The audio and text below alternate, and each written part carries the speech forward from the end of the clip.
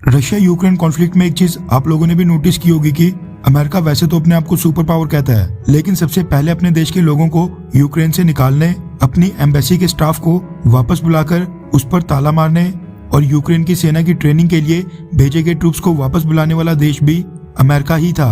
Ukraine को लेकर American president Joe Biden के ऊपर प्रेशर इसलिए भी ज्यादा है क्योंकि अगर रशिया ने यूक्रेन की टेरिटरी पर कब्जा कर लिया तो फिर जो बाइडेन अमेरिकन इतिहास के सबसे फेल्ड प्रेसिडेंट साबित होंगे। पहला ब्लंडर तो वो लास्ट ईयर अफगानिस्तान में कर ही चुके हैं। पिछले साल भी हम सबने देखा कि जो बाइडेन ने किस तरह से अफगानिस्तान से हड़बड़ी में ट्रूप्स पुल आउट किया और कई बिलियन डॉलर्स के हथियार, एमुनेशन, गोला बारूद और हजारों आर्मर्ड व्हीकल्स रातों रात तालिबान के हाथ में सौंप दिए।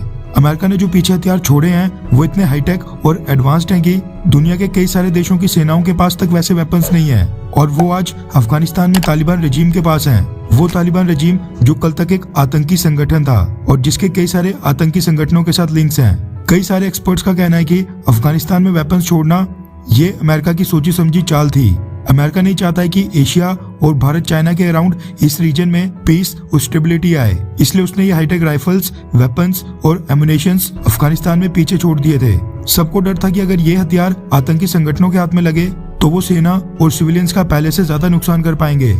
लेकिन अमेरिका आज तक क्लेम करते आया कि अफगानिस्तान में हथियार पीछे छोड़ना ये उसकी सबसे बड़ी गलती थी और अमेरिका की मजबूरी भी, क्योंकि उस समय उसके पास उसके अलावा कोई और ऑप्शन नहीं था। मगर अब अमेरिका की गलती का खामियाजा भारत को भुगतना पड़ रहा है, क्योंकि अमेरिका ने अफगानिस्तान से अपने ट्रूप्स वापस अपने देश तो बुला लिए, लेकिन भारत और इस रीजन के लिए एक नया सिक्योरिटी थ्रेट खड़ा कर दिया है। रेफरेंस के लिए आपकी स्क्रीन के ऊपर ऑप इंडिया के आर्टिकल का स्क्रीनशॉट है, जिसके मुताबिक लाइन ऑफ कंट्रोल के ऊपर फॉरवर्ड लोकेशंस के incharge GOC major general Ajay Chandpuria ने पिछले कल एक इंटरव्यू में बताया कि किस तरह से अमेरिकन वेपन्स का इस्तेमाल भारतीय सेना के जवानों को निशाना बनाने के लिए किया जा रहा है और अमेरिका ने जो अफगानिस्तान में हथियार पीछे छोड़ दिए थे वो अब इंडियन आर्मी के लिए सरदर्द बन रहे हैं। मेजर जनरल अजय चांदपुरिया ने बताया कि अमेरिका के ट्रूप्स नाइट ऑपरेशंस करने के लिए अफगानिस्तान में कुछ स्पेशल तरह के नाइट विजन डिवाइसेस का इस्तेमाल करते थे जो बहुत ही हाईटेक और बेस्ट इन क्लास मानी जाती हैं।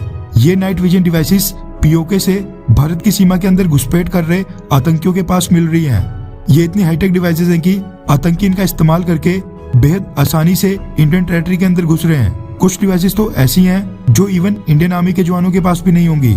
इसके साथ ही कई सारे हाईटेक वेपन्स हैं जो यूएस आर्मी इस्तेमाल करती थी, वो भी पीओके से घुसपैठ कर रहे आतंकियों के पास मिल रही है। मेजर जनरल अजय चांदपुरिया ने आगे बताया कि इन सब हथियारों के साथ अफगानी भाषा बोलने वाले लोग लगातार पीओके पहुंच रहे हैं, जिसके बाद आज की डेट में पीओके यानी पाकिस्तान ऑक्युपाइड कश्मीर में सैकड़ों की संख्या में अफगानी सिम कार्ड्स एक्टिव पाई गई हैं। पॉसिबिलिटी ये है कि अफगानिस्तान में लड़े ये सारे आतंकी, जिनको लड़ाकू कहा जाता है, आने वाले कुछ महीनों के बाद गर्मियों में भारत के अंदर घुसपैठ करने की कोशिश करें। तालिबान के पावर में आने के बाद हमें लगातार इनपुट मिल रहे हैं कि अफगानिस्तान में यूएस फोर्सेस और नाटो फोर्सेस के खिलाफ लड़ने वाले आतंकी लगातार पीओके भेजे जा रहे हैं। मेजर जनरल अजय चांदपुरिया ने यह भी बताया कि पिछले कुछ महीनों में इंडियन आर्मी ने जम्मू कश्मीर में कई सारे एनकाउंटर्स किए जिनमें अमेरिकन मेड वेपन्स और नाइट विजन डिवाइसेस बरामद हुई हैं। खैर, आपको क्या लगता है कि क्या अमेरिका ने ये हथियार और नाइट विजन डिवाइसेस अफगानिस्तान में जानबूझकर छोड़ी हैं? हाँ या फिर ना? नीचे कमेंट करके अपनी राय जरूर बताएं।